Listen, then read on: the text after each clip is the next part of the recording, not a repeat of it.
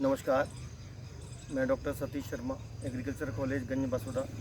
आइए आज हम हमारे पास के किसान की फील्ड की सिचुएशन बताते हैं। ग्रीष्मकाल ने इस किसान ने गहरी जुताई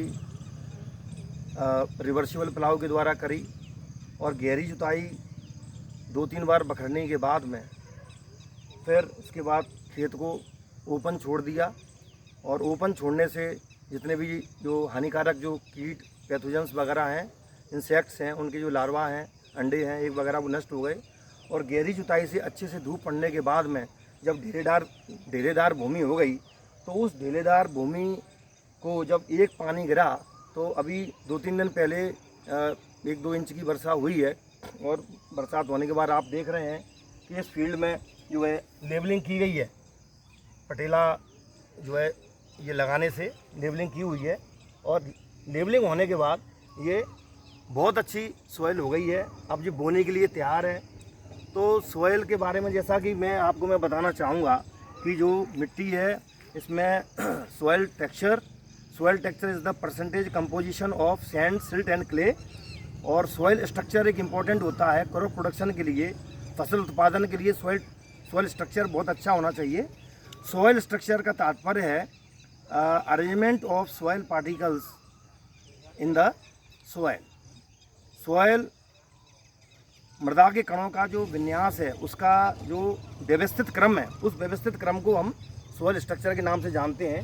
एक अच्छे स्ट्रक्चर में हनीकॉम्ब स्ट्रक्चर अच्छा माना जाता है।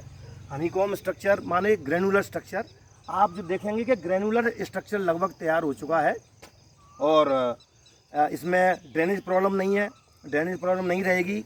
इन्फिल्ट्रेशन अच्छा होगा, परगुलेशन होगा, ग्राउंड वाटर भी इसमें अच्छा है, बढ़िया।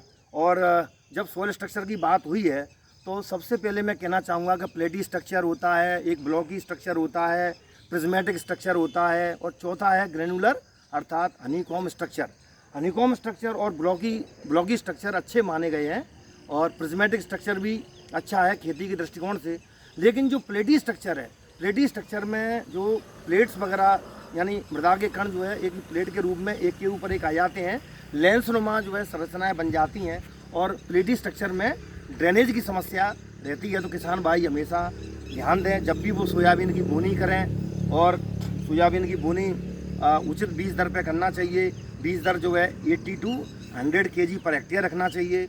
और इसमें जब हैवी रेनफॉल आता है तो हैवी रेनफॉल में एक्रॉस यानी उनकी जो जुताई है वो ढाल के विपरीत जुताई करना चाहिए। और ढाल के विपरीत बार फिर भी यदि बहुत ज़्यादा पानी आता है तो रिज फरो पद्धति से या ब्रॉड बेड पद्धति से वो जुताई कर सकते हैं ताकि जो है अतिरिक्त पानी बह सके। और इसमें इंटरसेप्टर ड्रेन या रिलीफ ड्रेन के द्वारा जल निकास किया जा सकता है।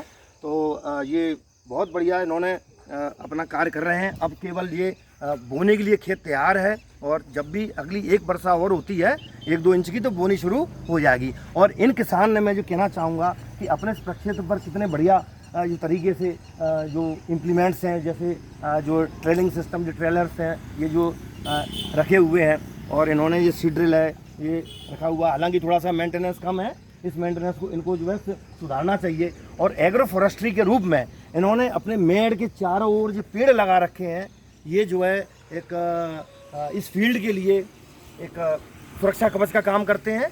ओके, धन्यवाद। जय हिंद, जय भारत।